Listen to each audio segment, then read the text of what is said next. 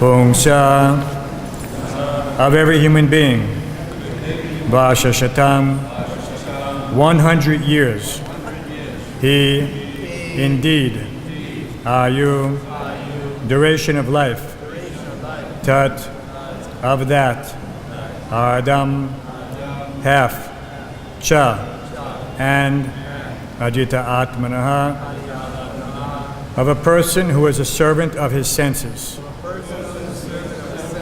Nishpalam, without profit, without meaning. Yet, because, so, that person, Ratriyam, at night, Shete, sleeps, Andam, ignorance, forgetting his body and soul. Rapitak, being completely possessed of. Tama, darkness. Translation and purport by His Divine Grace A.C. Bhakti-Vedanta Swami Srila Prabhupada.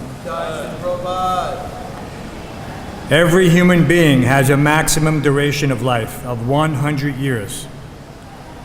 But for one who cannot control his senses, half of those years are completely lost because at night he sleeps 12 hours being covered by ignorance. Therefore, such a person has a lifetime of only 50 years. Purport.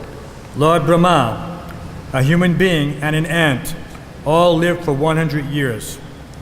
But their lifetime of 100 years are different from one another.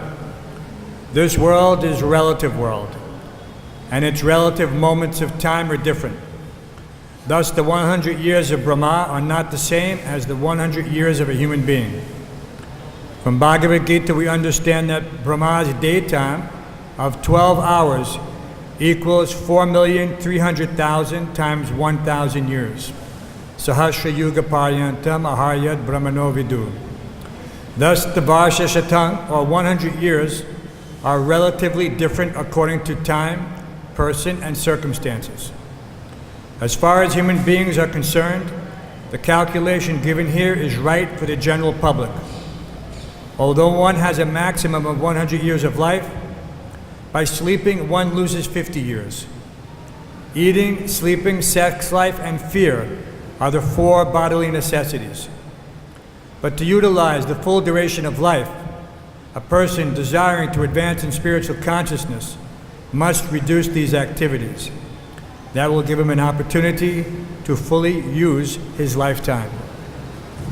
Om Jnanatamrandasya Garanjana Shlakaya Chakshur Amritamina Tasmai Shri Gurave Namaha Mukam Karoti Vachalam Bhangum Lankayate Gurum Yakripatamaham Bande Shri Gurum Dhiratari. So today is a special day. Everywhere people are doing parikrama, meditating on their relationship or potential relationship with the spiritual master. This Vyas Purnima or Guru Purnima tradition is since time immemorial. Because we can understand that even Vyasadeva had his spiritual master, Sri Narad Muni, empowered to teach the cult of bhakti. So we're very fortunate. One time, Srila Prabhupada was mentioning, actually another devotee was mentioning, but in Prabhupada's association, the tradition that one would greet guests in the home. He had to memorize the entire lineage of his Gotra, from the very beginning up till his father, and then he could introduce himself. So this was a very long process. So this had the effect of establishing one's provenance, his bona fides. So in that regard, we are also very fortunate. We have our evam parapara praptim. Just like upstairs in his samadhi, one is chanting his japa on the upper level, he can see the Guru Parampara very nicely displayed. So this is not just some ordinary photographic exhibit. This has very deep meaning. This is an unbroken chain of disciplic succession. There's very few that can boast this. So many other philosophies, they have their so-called lineage. But this lineage is mostly for show.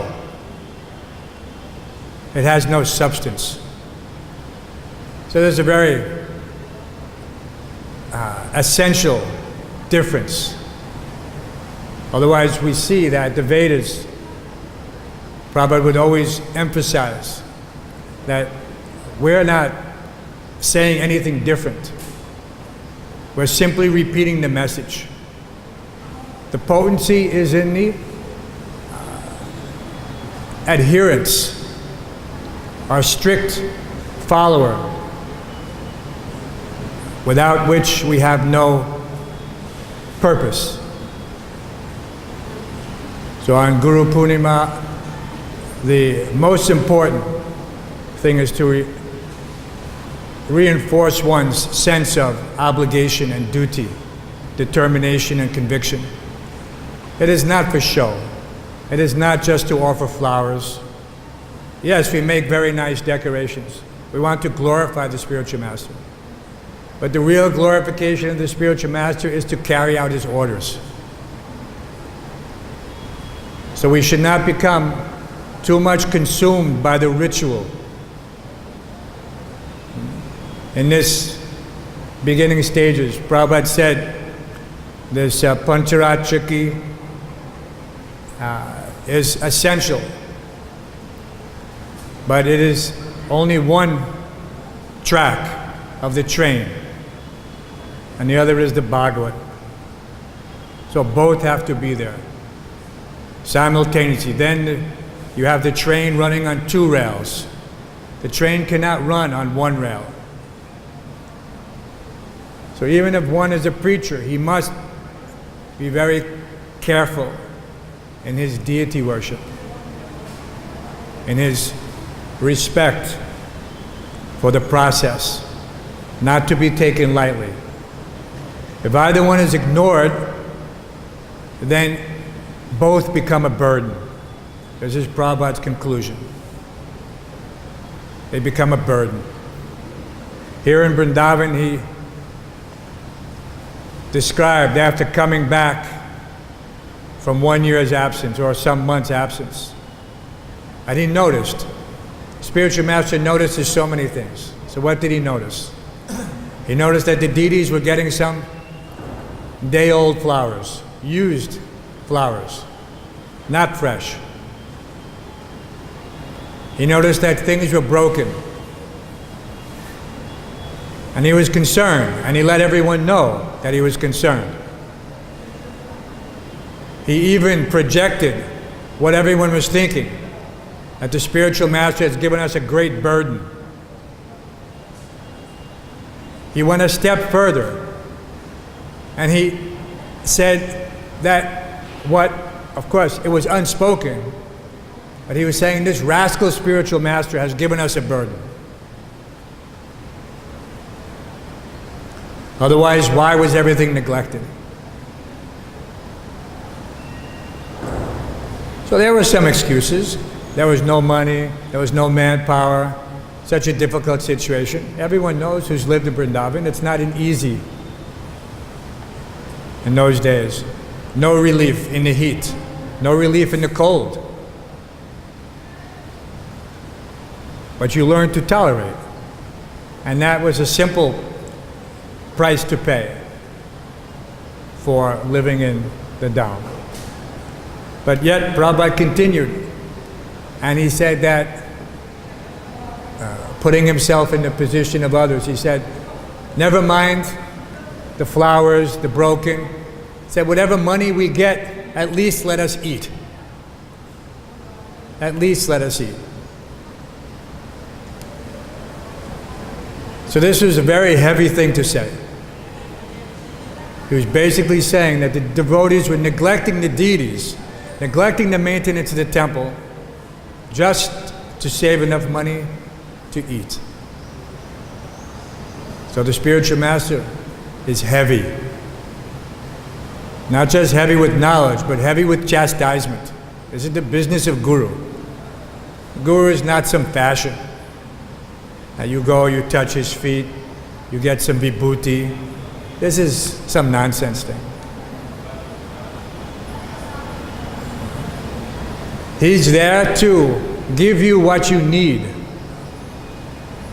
to take out anything which is unnecessary, to rip apart your false ego. And then you will surrender with full attachment, or you will leave.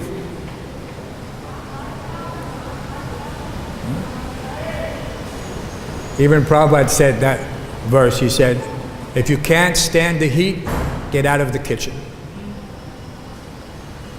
So Krishna consciousness is like being in the fire, always. This is the fire of purification.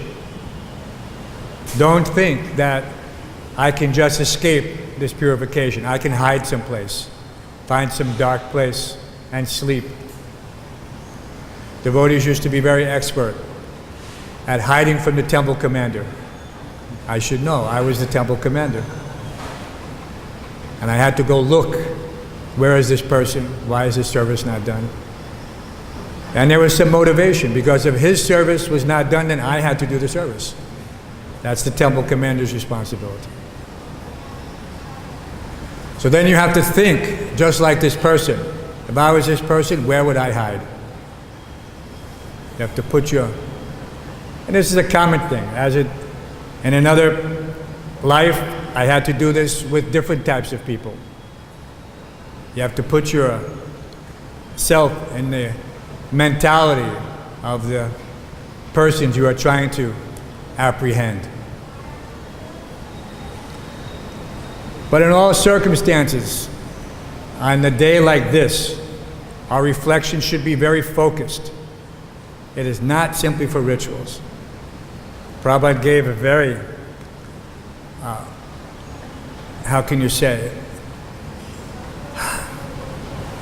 It's not sharp, but his Vyas Puja offering, when he observed that all of his god brothers, they are simply gathering on this day to offer flowers. And he was condemning, but in a very tactful way, that this is not our duty.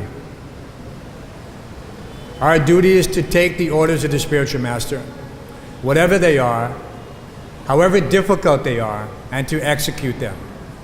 Offering flowers is simply for show. We do it every day because out of love we want to make this offering. But it should not, you should not feel that your obligation to the spiritual master is satisfied simply by throwing these flowers. This would be a great mistake.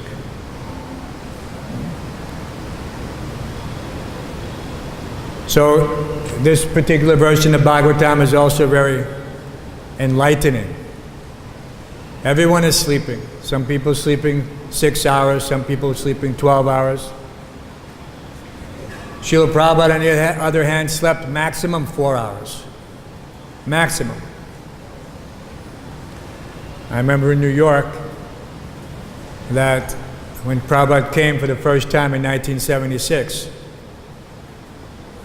and that time he was coming from Washington, D.C. Actually, he arrived in New York on this day, July 9th, 1976. So that is 41 years ago. That was first time entering into the new temple, 55th Street, July 9th. So when he came, of course, Everyone wants to show Prabhupada what we've done. So they went and had darshan of Radha Govinda. And then they took Prabhupada upstairs to his rooms. We had double elevators, 11-story building. Showed Prabhupada the roof where he would sit and give darshans in the evening, the backdrop of the Empire State Building and the Manhattan skyline. Prabhupada was very pleased. And then I remember the question was asked, Prabhupada, when would you like to take bath? What time do you take? Prabhupada takes bath 12:30 to 1:30 in the morning. This is the time he gets up, between 12:30 and 1:30. So the water had to be hot for, by 12:30, so that he could have hot. Because it was a big building, you had to heat up a huge boiler. It wasn't like a small geyser in those days. If you heated the water, you heated the water for the entire building, not just for one room. So they had to have some advance notice in order to turn the boiler on, let the water get hot, let it go up to the 11th floor, etc. Very elaborate process. And everybody's involved. Like running a big ship. A big building is like running a big ship. Lots of infrastructure. Everyone has his duty. So, of course, we would all take turns guarding Srila Prabhupada, staying outside his room. There was always a guard, daytime, nighttime, 24 hours. So this was a nice opportunity because it was very quiet, no guests, no disturbance. So if you had night guard, you could hear Srila Prabhupada translating into the dictaphone. And if you listen closely, you could catch some purports. Or you could render some small service. So this personal service is not different than our service now in separation. Now the sense of separation should give us more impetus to reflect on days like this with greater determination. To re-examine what have I done for my spiritual master? What have I done?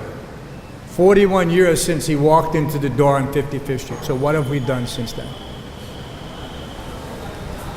It should be a very scrutinizing analysis, because life is short. How much life is left? 10 years, 20 years, 10 months, 20 months? Who knows? Death can come at any moment. We should be thinking like this: how can I please my spiritual master? This is actually the only consideration of the disciple. He's not concerned, where will he sleep, where will he eat? These things will come. We've seen. But he should be very concerned, how can I please my spiritual master? Otherwise, what is our business other than that? So we can say so many shlokas, can say so many things, but it all comes down to that dridha vrataha, that determination. And how one achieves that? Simply by following the orders of the spiritual master. So everything is there, complete. Nothing extraneous, nothing else needed. Just like the cosmic manifestation. Everything is there.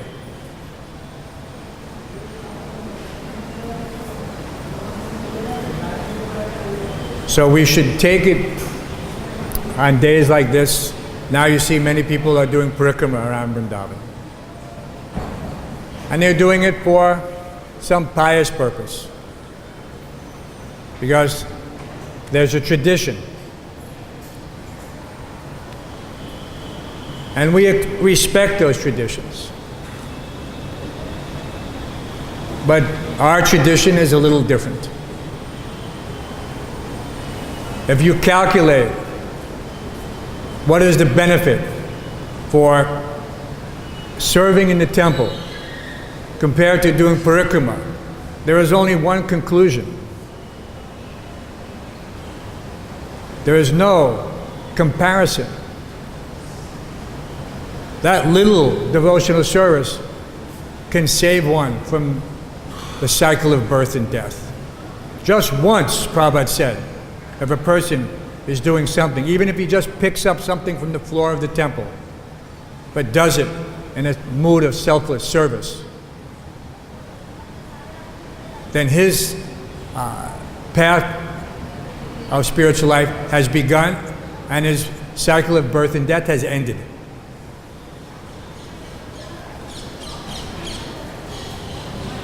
So, yes, this circumambulation, this parikrama is nice, but it is not the all in all. Better we should, with great resolve, please the spiritual master. Because by doing so, one pleases the Supreme Personality of Godhead. There are so many itihas, Purana, corollary scriptures, that if you do this, you will get this result. If you do this, you will get this result. So who can consider all these things? Do this, do this, do this. There's simply a distraction from pure devotional service. And that is the key, pure devotional service. Ahoitikiya pratiyata. Sarvapadi vinir muktam tatparatwana nirmalam. Rishikena sevana bhakti vichita. Use the senses in this way to serve the Supreme Person. Everything else is, we can, like I said, so many distractions. During the old days, during these particular months, they have this Ras Mandal, and some devotees would go. And Prabhupada said, why are they going? He said, tell them not to go.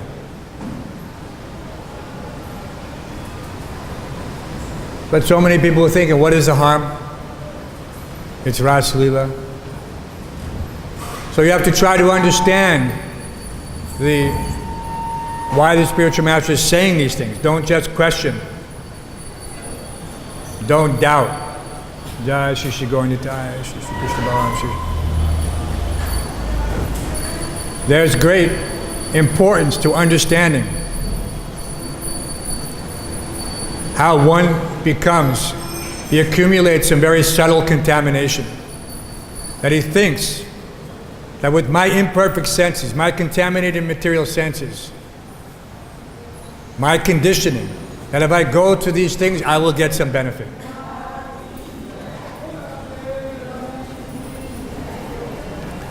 The only benefit one gets is, as Srila Bhaktisiddhanta said, some eye exercise. We are not on such pure level that we can separate the Leela from the performers. And who are these performers? Young boys, young girls. And they're singing like this. This is not for brahmacharis especially.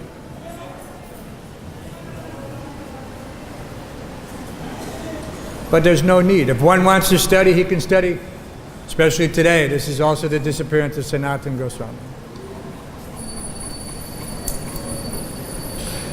And at that time when Srila Prabhupada came to New York, he was lecturing on Madhya Lila, chapter 20, which is the Lord's instructions to Sanatana Goswami, the process of devotional service. And one thing he said in the class which sticks in my mind: don't try to jump over the head of the spiritual master. So why was he saying like this? There was no other spiritual master at the time, but he was also warning us not to read other books without the prescription. If Srila Prabhupada said it was okay, like Sri Brahma Samhita, he said, yes, you can read. He is the expert doctor, and he's, by his prescription only, he's allowing us to partake of this medicine. But it should not be done haphazardly. It should be done only in the association of the instructions of one's spiritual master. What is the harm to take permission? He can ask, my dear, now there are so many expansions of this Srila Prabhupada's potency acting on his behalf. And everyone has taken shelter in some regard. So it is not difficult. Sometimes we would write letters to Srila Prabhupada. Everyone was writing letters. He was receiving dozens and dozens of letters daily.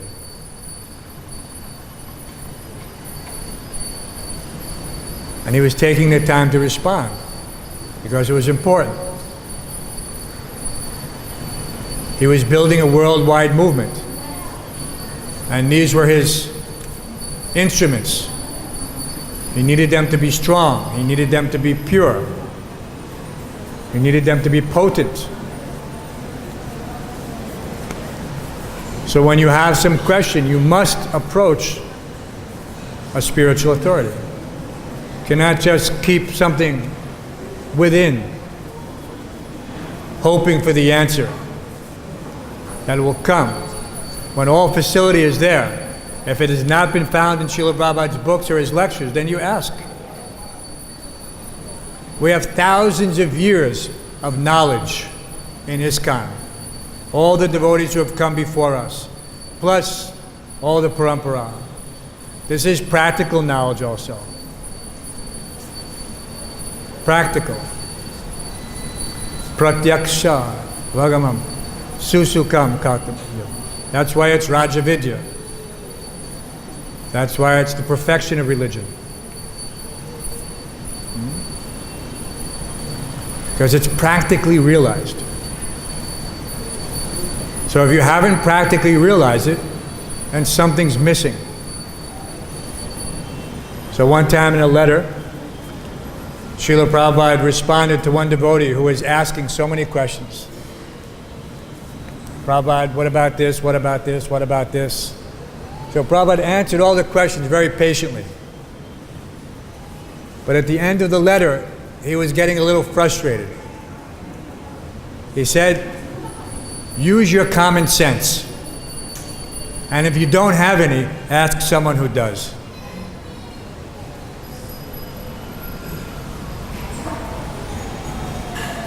It's a very simple answer. Use your common sense. And if you don't have any, ask someone who does. So Prabhupada was the greatest motivational speaker. People are paying thousands of dollars to go sit in big halls and listen to somebody speak about how to develop confidence, how to engage in public speaking, how to do this, thousands of dollars. Prabhupada was giving intimate instructions every day, personally, in his books, in his lectures. All we have to do is listen. You cannot buy this for any amount of money. But you can buy it with your sincerity. That is how you purchase the spiritual master.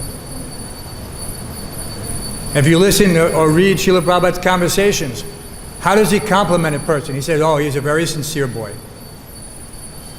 This is what he would say. He's a very sincere boy. I knew it from the beginning.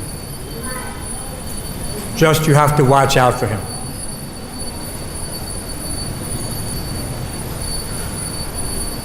So in this way, we get this such intimate. No one has been documented to the extent that Srila Prabhupada has. It is unparalleled.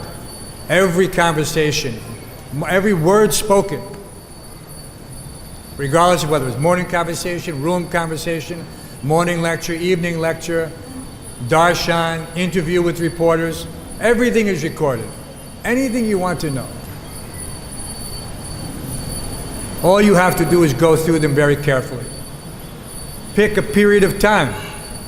I like to go back to the time when I was there with Srila Prabhupada. It makes it very real to me. You know that, yes, I remember. I was there. My godbrothers were there. All those times, what we were doing. Who were we with? This is a type of remembrance is very healthy to ground one in his devotional life. To remember these things. Vishnu Jan Maharaj coined a term. Vishnu Jan Maharaj was very expert in public speaking. He was empowered. They had buses traveling all over the country. And they would go to colleges. And everywhere they stopped, they would make devotees.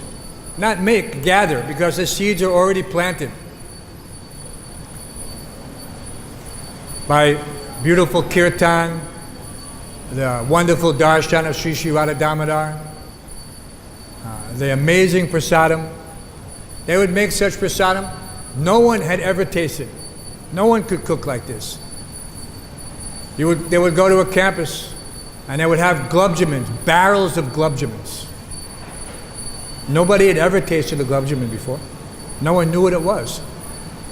But they couldn't get enough of them. Yeah? And this special nectar, frozen strawberries, frozen orange juice, and buttermilk. Made very quickly. All the ingredients are available in the supermarket. They would make it and then they would offer it. And it was an amazing combination. Again, the Karmis had no concept of these types of preparations. None whatsoever. But when he would lecture on topics like nectar of devotion, everyone would listen with rapt attention. And I remember one thing he said, because we're all coming from the same generation, growing up in the 1950s and 60s. And he said that our minds are filled with all of this nonsense. We discussed this some classes before. Garbage in, garbage out. If only garbage is going inside, then only garbage will come out. So sometimes, when you least expect it, you get some impure reminiscence. These are Maharaj's words. Impure reminiscence. And what does that mean? It means a bad memory. Impure. And reminiscence means memory. And what is that? I go back mentally, in an instant, to some time in the past when I was engaged in all nonsense. The mind does this. It has this random, just like on a player, on an MP3 player, they have something called shuffle. You press this button, it plays all the songs in random order, not in fixed order. That's called shuffle. So this is the mind, just going through this memory, that memory, some memory from 4 years old, some memory from 14 years old. But they're all useless memories, but sometimes you get trapped into meditating on those memories. And therefore they lead to this loss of concentration. Who am I? What am I? What is my duty? It's like Sanatana Goswami says in Kayami. Who am I? And he knew.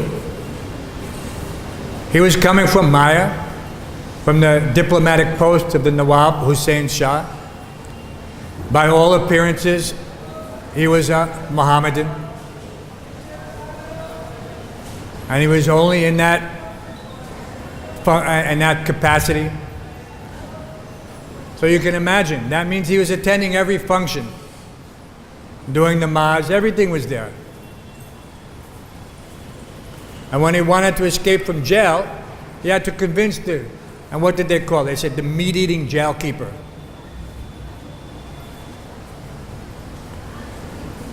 He had to put 7 gold coins in front of him and say that you will be doing a great pious activity if you release me, because I want to go do Hajj. I want to go to Mecca, Medina. Because he was also, in the eyes of the jail keeper, a Muslim. But yet, when he appeared at the doorstep of Chandrasekhar Acharya, Mahaprabhu instantly knew, because he is just like one limb of Mahaprabhu. So as soon as he appeared, without saying anything, he sat in the doorstep. He didn't knock on the door. Mahaprabhu told Chandrasekhar, see who is outside, see who has come. So Chandrasekhar went outside. And he came back inside. He said, Lord, there is no one there. He said, no, who is there? He said, there's no one but some fakir. Because these Muslim mendicants, they look like that, long beard, wearing some fez like this. So to Chandrasekhar, that is no one. Someone to be ignored. But Mahaprabhu said, no, bring him inside. He is a great devotee. Chandrasekhar was astonished. And as soon as they came in contact with one another, they embraced for a long duration of time and openly wept.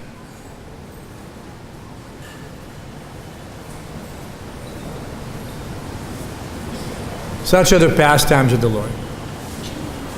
But they have great meaning.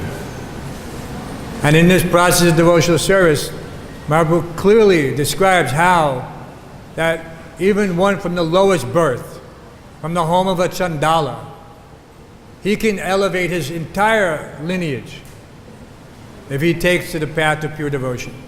Whereas the so-called learned Brahmana, he cannot deliver anyone, and he only goes into the darkest regions. Matirna Krishna Paratak Svatova Mitobi Padyeti Grihavitanam Adanta Gobir Vishyatam Tamisham Punak Punas Chavata Chavanam. Because they are simply chewing the chewed. They are hearing the same things. What does it say? Not by personal endeavor, not by joint conference. Prabhupada gives that. That is not the exact translation, but in Nectar Devotion, he uses that vernacular. Not by joint conference. So many people are meeting. But in these meetings, have they solved the problem of birth and death? No. Nothing is solved. They're only talking. And their life air is being wasted. So this useless speaking, simply attracting the black snake of death in the form of time, the Kala Sarpa, because they're croaking, just like the croaking of the frog attracts the black snake. So there's mindless talking, simply attracting the black snake of time for your eventual death. No one can escape. Only the devotees can escape. He reasons ill who tells that Vaishnavas die when thou art living still and sound. A Vaishnav dies to live, and living spreads the holy name around. So we have that understanding. Srila Prabhupada is here, yes. And Srila Prabhupada is here. So everything is there. Vrindavan is a special place. If one can stay in Vrindavan, he's very fortunate. But if he cannot get service in Vrindavan, then he is very unfortunate. Because as my god brother Korma Rupa always used to tell me, at every opportunity, because he knew I'm such a fallen soul, he said, Vrindavan is not a place to live. Vrindavan is a place to die. So one comes here when he knows that he conducts his life as if he is about to die. What does one do if he's about to die? He becomes very serious. Becomes very serious. Someone comes and tells you, you have 1 day to live. Are you going to go to the movies? Are you going to go do some nonsense?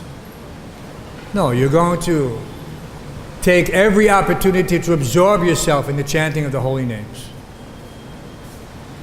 Because that is the ticket by which one enters into the spiritual kingdom of the Supreme Personality of Godhead. If he has truly understood the instructions of the spiritual master, then he will act at that time, and hopefully all the time. But don't wait for that last day.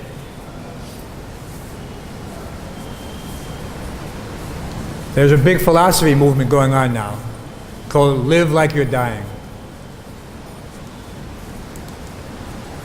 And it comes because of so much disease in the material world.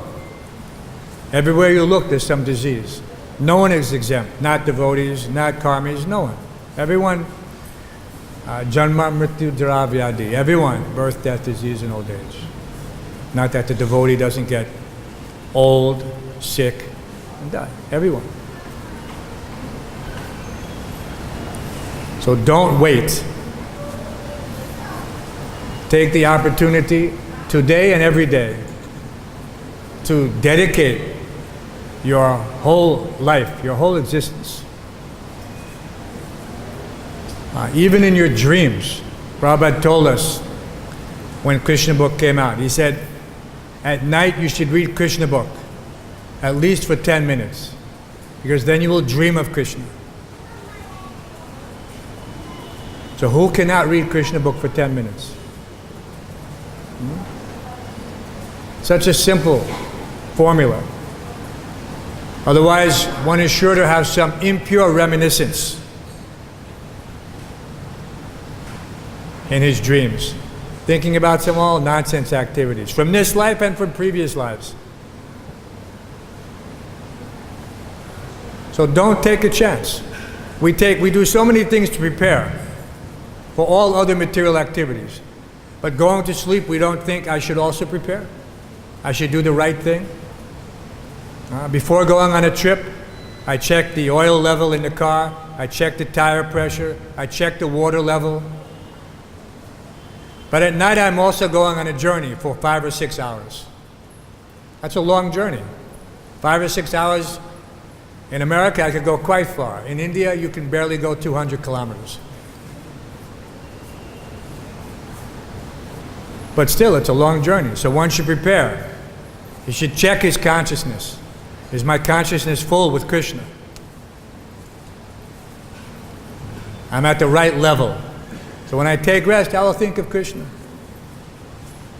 This is just practical. In the temple, everyone gets an opportunity to do different services. Everyone should get this opportunity of being temple commander, being bhakti leader, being pujari. Learn everything there is to know about how the temple runs. Because then Krishna may have some service for you and you will be ready. I can do this. I can go open up a temple. I can go and take Sankirtan party. So many opportunities. So hopefully we will all live long enough to see all the glorious things that Srila Prabhupada is unfolding all over the world, like the TOVP, which should open in 2022, the 50th anniversary of the establishment of the Mayapur project in 1972. So just see how that has expanded. Everything is coming from Srila Prabhupada's desire and instructions. First it was just a plot of land owned by the sheikh. And then there were the negotiations. And then the purchase. And then Prabhupada's instructions. First instruction, build a boundary. Because that is what you do in India. Build the boundary wall. And then Prabhupada told the Chutananda, yes, build me some situation, some room, some hut. So Chutananda engaged some laborers and they built Srila Prabhupada's Bhajan Kutir. Everyone can go see. And at that time, 1972, the cost for that hut was 5,000 rupees. And when Achyutananda proudly told Srila Prabhupada how much he had spent, Prabhupada said, "You have been cheated. You have been cheated."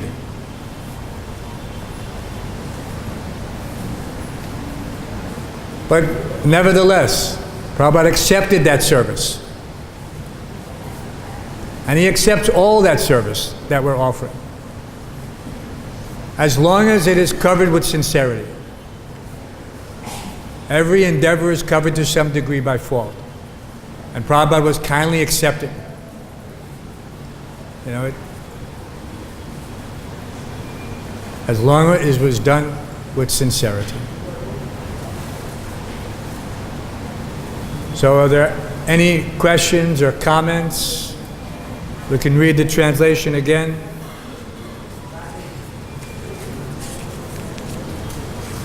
Every human being has a maximum duration of life of 100 years. But for one who cannot control his senses, half of those years are completely lost, because at night he sleeps 12 hours, being covered by ignorance. Therefore, such a person has a lifetime of only 50 years. Only 50 years.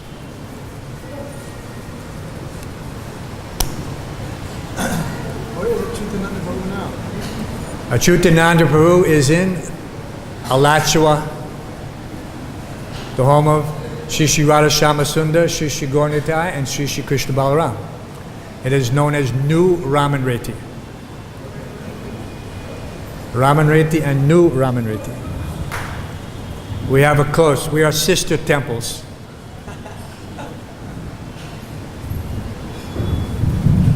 Hare Krishna. Thank you, Prabhu, for very nice class, very inspiring. So I have a question. That the question one devotee may ask himself, what I have done to please my spiritual master. But some people are meant to accomplish big service. Some other people are not. And also, what I heard is not only the size of the service that counts, it is the purity of the performance. Yes. A great example of Kolavecha Sridhar. He was simply making these leaf cups. You can imagine, of course, in West Bengal, they take their leaf and they use small twig and they put it together to form a plate or a cup or whatever is required. And whatever his income was, he was giving 50%. That was the key. There has to be an exchange. It cannot be that in my mind I consider the service is sincere. The spiritual master also has to accept it as sincere. And that was how, so Mahaprabhu clearly accepted. Sometimes we have, like in the instance of Ekalavya. Ekalavya seemed to be extremely qualified, even more so than Arjuna. How was it possible? Because he was worshipping the murti of Dronacharya. But he did not please Dronacharya. There's a big difference. So ultimately, he didn't get the result. What was the result? He had to cut off his thumb, because he had not gone through the authorized process. And some people say, oh, that is horrible. He was so qualified. No, but there's a science. It is not by some mental concoction that one achieves or the pleasure of the spiritual master. It has to be done clearly in such a way that the spiritual master is pleased. That's the key, that he is actually pleased. You know, with the famous example, Prabhupada was saying that if I ask you for some water and you bring me milk, you may think you're pleasing me, but I didn't ask for milk, I asked for water. Yes, it appears to be a superior thing, but it is not pleasing. I want water. So very carefully. I remember one time we were cleaning Srila Prabhupada's room, and we were under the guidance of an older devotee. But there's always room, in the mind of the neophyte for some speculation. So we were taking Prabhupada's spittoon, I don't know what they call in India. Prabhupada used to keep under his desk and he would spit because he would have some cough. He didn't have to get up every time and go to the sink. So he would spit in his spittoon and we would clean it 2-3 times a day, whatever required.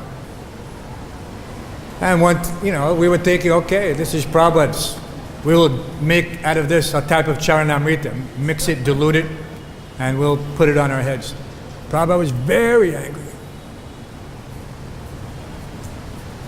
when he heard about this. Because it is just some speculation. We were doing it innocently, but it wasn't pleasing.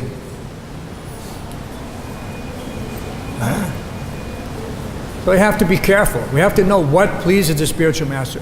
We can always ask our God brothers and God sisters who have been there, who have done it. There's no need to speculate. We want to achieve the result. We don't want to waste time. We don't want to have diversions and detours. We don't want to wait 20 years to come back to spiritual life, go out and figure everything out.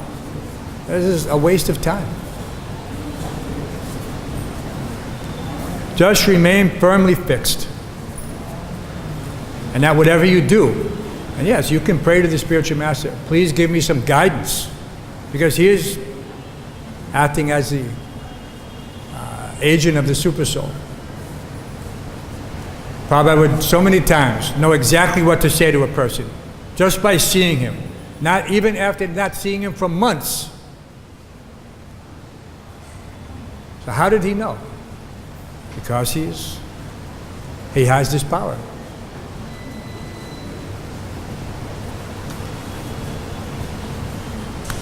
So we cannot hide anything from Krishna. If we're sincere, he knows it. If we're not sincere, he knows it. It is not by show. He knows everything. You can't cheat Krishna and you can't cheat the spiritual master. You can only cheat yourself. Any other questions? Someone please pass the mic to Prabhu. Did that answer your question? Did you?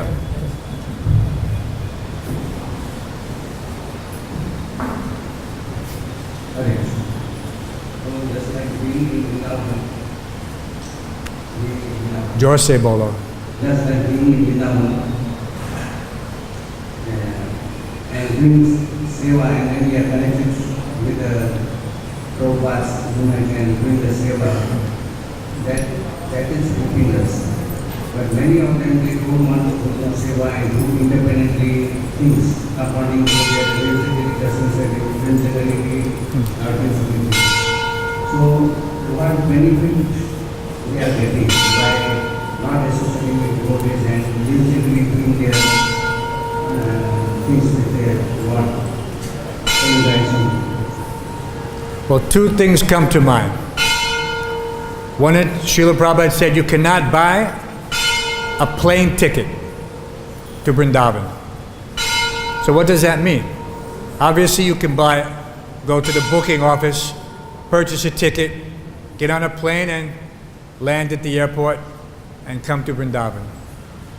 So what does he mean you cannot buy a ticket to Vrindavan? It means that you cannot buy some material means. Even if you find yourself in this so-called location, you are not really in Vrindavan. He clarified this somewhat, not directly because it's coming from the Bhakti-Vinod Thakur and Navadvip Mahatmya, that one who comes to Navadvip, comes to Mayapur, and he is not properly engaged, then he is actually not touching the Dham. It is just like there's some insulation. You're not getting the benefit. So you have to consider very carefully. You can be here, supposedly, but you're not getting the benefit. Another example, we can say that someone comes, he sits in a class in college, but he's not matriculating. He has not paid his fees. So he can sit there for 4 years, 6 years, 8 years. But at the end, he gets no diploma. He gets no certification.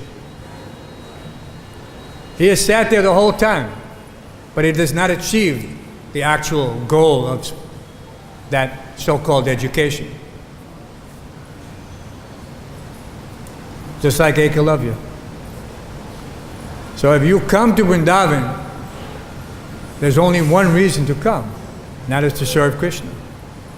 And the only way you can serve Krishna is through the bona fide spiritual master. There is no alternative. And that's why it is such a fashion that people go and accept some guru as a fashion. Because they know, yes, I can just do anything and I can claim that I have a guru. But that is like a college without certification. Again, that same analogy. So many colleges there are. Mostly they're just bogus institutions for collecting money. And their accreditation is also just some purchase. And sometimes they don't even go through the motions of holding classes. They just sell you the diploma. You pay them a certain amount of money and they give you a diploma. And then you can claim it on your CV. I am a graduate of this school. But you bought it. You have no qualification. You didn't do anything. You never studied. So it's all bogus. This is what it's meant by cheaters and the cheated. If one wants to be cheated, then Krishna will send to him a cheating guru. You have to know what is gold in order to appreciate it. Otherwise you'll find fool's gold. Very much similar in appearance, but not by atomic composition. So if one is not trained, he can be easily fooled by fool's gold. And he will think, oh, I have become rich. But he's a fool. He's a fool. He does not know what is real gold. So this is real gold. So, any other questions, comments? Yes, Rupa. Thank you for very wonderful class. I just have one question. You mentioned that any of your devotee, 7 generations, front and back, can be delivered. What are the requirements for us anyone to follow? Because if they are not Krishna consciousness, into Krishna consciousness, they still can deliver? Okay, that's a good question. The question Prabhu said is that in this Prahlad Maharaj, after his father is killed, he doesn't want any benediction. The Lord offers him, and he says, I don't want anything. He says, but you can please forgive my father. And the Lord responds, not just your father, but your father's father, 7 generations back, 7 generations forward. But deliver means that they become free from all the past effects of their sinful reactions. Just like Suchinam Srimatam Gehe. They can take birth in the families of devotees. So that is their deliverance. They get the opportunity to again achieve the highest goal of life. But there is it's not a magic wand. But this is a great benediction. Who can imagine? I mean, I can't even, if the good son can deliver 7 generations of his family, front and back, and they all get the opportunity to take birth in pious families, it has to be in the family of devotees, maybe even just like I have 3 children that were born in Vrindavan. Who knows what activities they performed in order to take that birth? We have no idea. But it doesn't mean that they're guaranteed anything. Because they can do whatever they want. And I cannot, everyone who has children knows you can give them guidance, but ultimately they will do what they want. Just like Krishna told Arjuna. Now you armed with yoga state. I've told you everything. Now you make up your mind.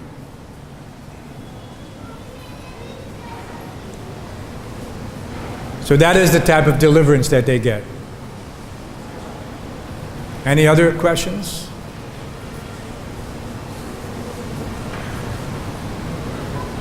Srila Prabhupada ki jai. Srila Sanatana Goswami ki jai.